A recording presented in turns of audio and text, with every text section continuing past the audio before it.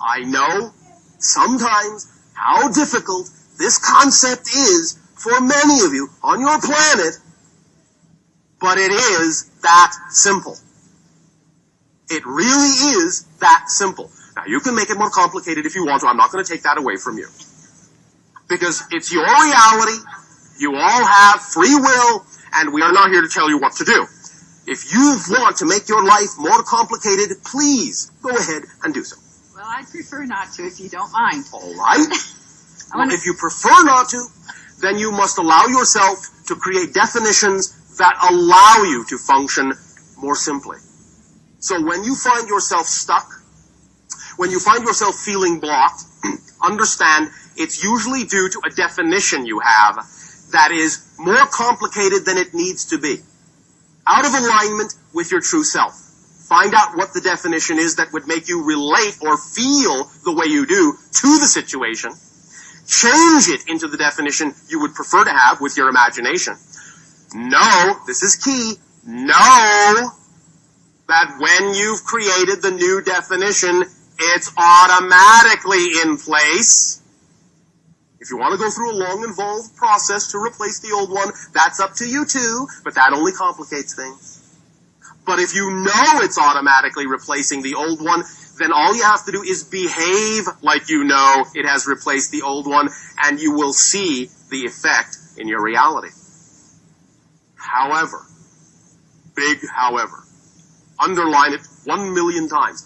However, this is critical. One of the most critical things we can say to you about the idea of looking to your reality for change. And that is this. Do not look to the reality for the change first. You must simply know you have changed. And you must behave differently toward the reality outside you, even if it looks the same as it did before. When you behave differently, when you behave as if you have changed, regardless of how the reality still may look, that's when you really have changed and when your reality can then really reflect the change. But if you are waiting for the reality to show you that you have changed, then you haven't changed. Because you're simply waiting for the reflection in the mirror to smile first, instead of simply smiling first because that's what you prefer, regardless of whether there's any mirrors around or not. And when you live more in the now, you'll be so busy having fun, it is simply that you won't create as much time, but when you look at time relative to yourself, it will appear as if you have lived hundreds of years, but they will have gone in joy and excitement so quickly that you will not feel tired at all, because it will have nothing really to do with linear time. What you experience as a succession of different moments are all the same one moment from different points of view and different experiences of the same one moment.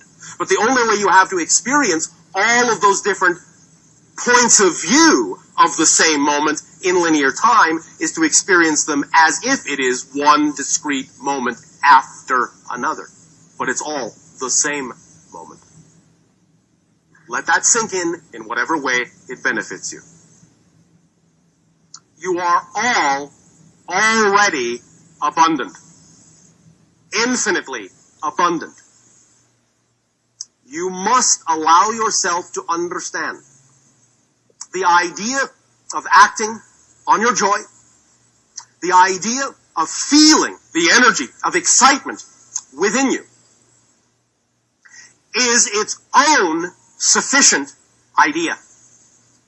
I am doing what I am doing, communicating to yours and other societies, because it is my joy. I would do it if there was only one person listening.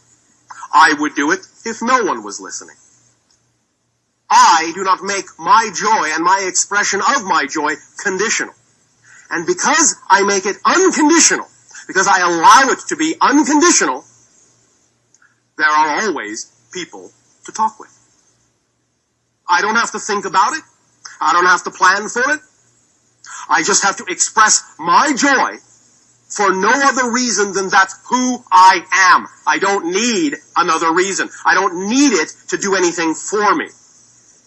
I do it because it is me, and there is no better reason than that. When you thus then simply choose to be who you are, then everything will be there that needs to be there. Abundance, what have you. But we have recently shared with you one of the most important principles about the idea of abundance. Because first of all, remember that abundance can, well, obviously, especially on your planet, mean the idea you call money. That's a valid way to represent exchange and abundance. It's not the only way. The idea of abundance really is simply the ability to do what you need to do when you need to do it, period. That's abundance. But you don't have to necessarily assume that it always requires money. Sometimes money is actually the longest route.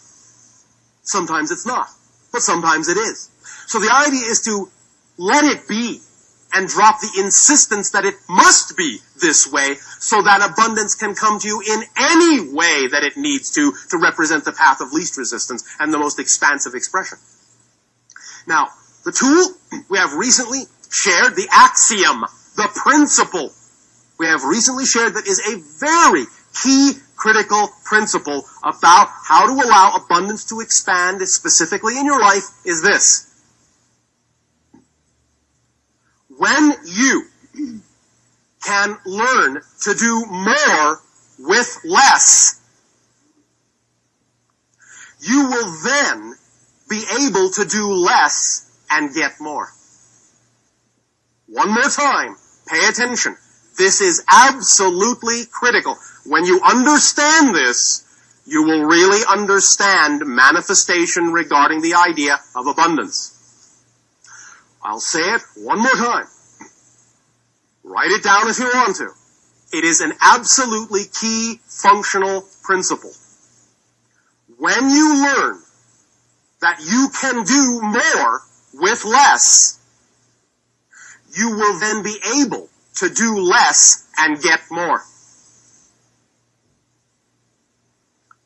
As an example that we gave, if there is a person that fancies themselves an artist, you know, yes, you can be an artist with fancy paints, fancy pens and pencils and computers, yes.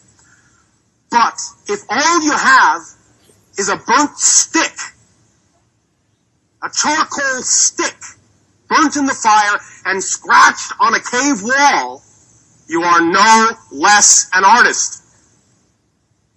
If you judge that the burnt stick somehow doesn't allow you to be an artist, as much of an artist as the person with all the high technology, that is where you get yourselves into trouble and where you short-circuit your ability to attract abundance. When you can do as much as you possibly can imagine you can do with what you have, when you can do more with less, if you just have the burnt stick and you create beautiful images with the burnt stick, do as much as you can with the burnt stick, create beautiful sculptures with the burnt stick, then that act will radiate out and will attract to you other individuals, other circumstances who will then begin to interact with that level of energy, that level of conviction you put out, and that will bring you more opportunity to get more by doing less. And don't you observe in general that the most quote-unquote accomplished artists among you can actually just squiggle a few lines and it's considered a masterpiece worth millions?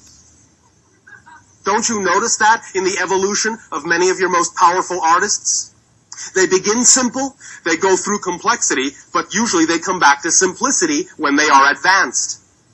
They have learned that by doing as much as they could with what little they had to begin with, they now have to do very little to get quite a lot.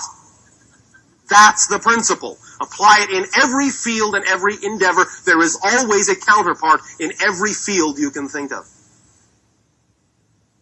Did you not understand when we said before that one of the components is clarity of communication? Right, and anxiety versus excitement. Yes, and the idea is that when you act on your joy, and it involves other relationships, if you are not honest enough to share with all involved who you really are and what it is you really prefer, then you are actually not expressing your true natural self. You must give everyone else the opportunity to decide whether or not who you are is someone they actually want to interact with.